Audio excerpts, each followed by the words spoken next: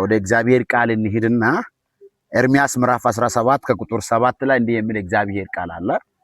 እንደዚህ ይላል፣ በእግዚአብሔር የታመነ እምነቱም እግዚአብሔር የሆነ ሰው ብሩክ ነው።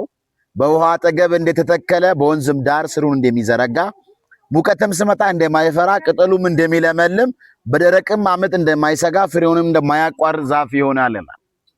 እዚህ ስፍራ ላይ የሰውን ሕይወት ከአንድ ዛፍ ጋር ነው ያገናኛል። ከላይ ከፍ ብላችሁ ስታነቡ በሰው የሚታመን ሰው እምነቱም ደግሞ ሰው የሆነ ሰው እንደተረገመ ሰው እንደሆነ በቁጥቋጦ አካባቢ እንደተተከለ ዛፍ እንደሚሆን ብሎ ይናገርና 7 ላይ አሁን ያነበብኩትን ቃል ይናገራል። የሰውን ሕይወት የሰውን ኑሮ ከምን ጋር ያማስላል? ከዛፍ ጋር። ምን አይነት ዛፍ ጋር? ወንዝ ዳር እንደተተከለ ዛፍ ይሆናል። ከወንዝ ዳር በተተከለው ዛፍ አኳያ የሰውን ሕይወት ያያል። በወንዝ ዳር ላይ የተተከለው ዛፍ ይለመልማል፣ ቅጠሉ በጣም ያፈራል፣ ፍሬ ይሰጣል፣ ደስ ይላል። ወንዝ ዳር ላይ ያለው ዛፍ ለሰዎች መብል፣ ለአዋፋት መብልና መጠሪያ እንዲሁም ስሮቹ ላይ ደግሞ ብዙ አይነት አትክልቶች፣ ፍራፍሬዎች እንዲተከሉ ያደርጋል። አካባቢውን ለም ያደርጋል። ምን አካባቢ የተተከለ ዛፍ? ወንዝ ዳር ላይ የተተከለው ዛፍ።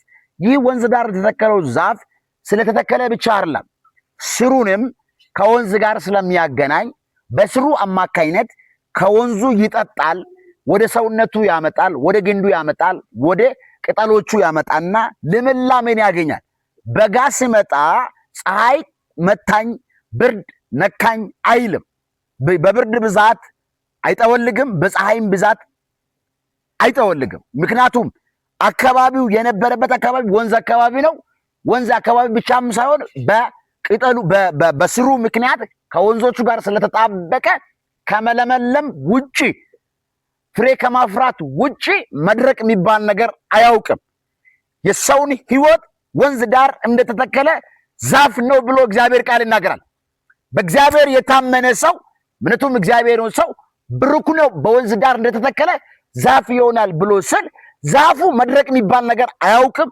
መጠወለግ የሚባል ነገር አያውቅም። መክሰም የሚባል ነገር አያውቅም። እኔ አንድ ነገር ልበላችሁ፣ እንደ እግዚአብሔር ሰው እዚህ አካባቢ የምትሰሙኝ ሰዎች፣ በዚህ በሚዲያ በዚህ በስክሪን የምትከታተሉኝ ሰዎች እንዴላችኋለሁ፣ እናንተ እግዚአብሔርን ከፈራችሁ በወንዝ ዳር እንደተተከለ ዛፍ ትሆናላችሁ።